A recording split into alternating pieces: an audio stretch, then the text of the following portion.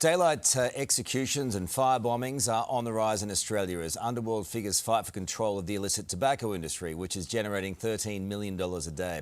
Former mafia boss Michael Franzese knows this power struggle well. Born into New York's violent Colombo crime family, he was making $8 million a week before the cops caught up to him, with him. And the reform mobster joins us now live from Orange County, California for more. Good morning, mate. Nice to see you again, Michael. Look, the illicit tobacco trade is booming here in Australia. Do you think it's because it's lower risk than moving hard drugs? Well, it's lower risk and it's a good reward because, the taxes are so high there that, organized crime can move in and they can certainly make money on the spread. It brings back the memory of prohibition back here. When there's a demand for something and, the organized crime can fill it, they're going to do it. And the tobacco industry, unlike, prohibition and alcohol the way it was here, it's not looked at the same.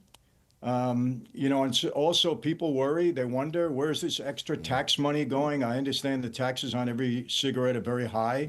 Is it going for education? Is it going to inform people that they shouldn't be smoking? Is it going for public service, announcements?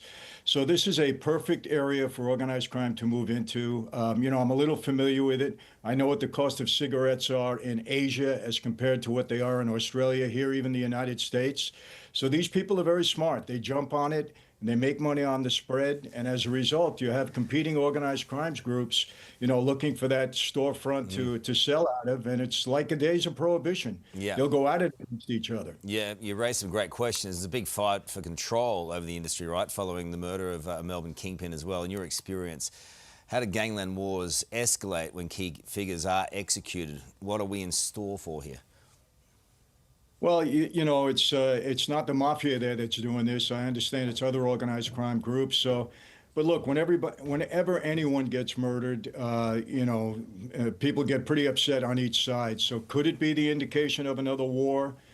Could there be more violence? Absolutely, no question. But will there be? Only time will tell. It really depends on law enforcement and how efficient, how much they stop up their efforts, to stop something like this, because people don't want to go to jail. So it's going to be really about law enforcement. How do you stop it?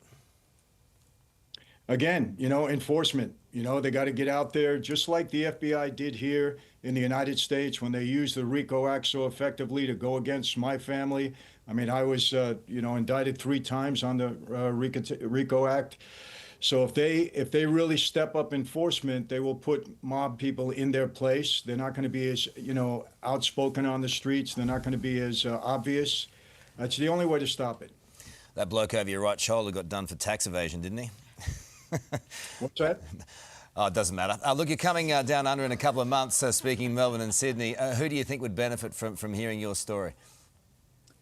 Well, people have been benefiting for the last 25 or 30 years. I've spoken all over the world. I've been on 2 tours already in Australia, and the response was overwhelmingly positive.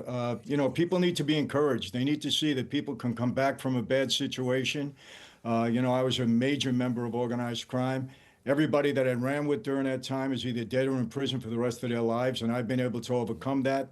I know the life intimately well. I know the street life intimately well, and I've been able to get on the other side of that with some success. So people are encouraged by that. They're also intrigued by that life. It's you got to face it. I never realized, honestly, how intriguing my former life was to people while I was part of that life, until I got out of it. That's when I realized. A few good movies made about it. You can buy tickets to see Michael speak via franceselive.com.au. Good to speak to you as always. Thank you so much, Michael. Appreciate it. Appreciate it. Thank Michael, you. Hey there, Today fans. Sarah and...